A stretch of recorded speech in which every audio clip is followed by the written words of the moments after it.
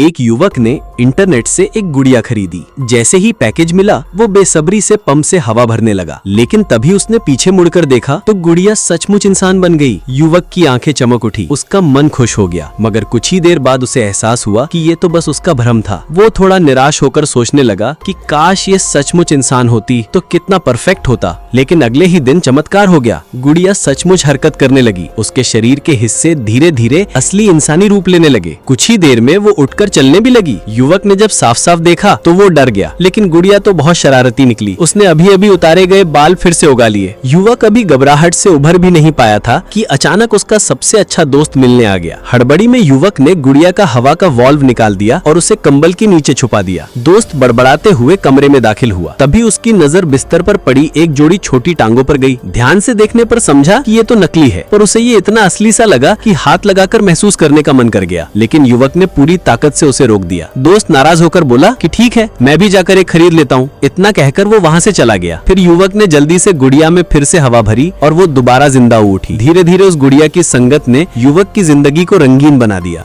मगर खराब क्वालिटी की वजह से गुड़िया बार बार हवा छोड़ देती। कई बार ऐसा होने के बाद कंपनी ने भी रिपेयर करने से मना कर दिया। आखिरकार युवक बेबस होकर सिर्फ देखता रह गया कि गुड़िया धीरे धीरे उसकी आंखों के सामने से गायब हो गई। दिल टूटने के बावजूद वो अपनी प्रेयसी को रोक नहीं सका, लेकिन उसके साथ बिताए गए वो प्यारे पल हमेशा के लिए युवक के दिल में मोहर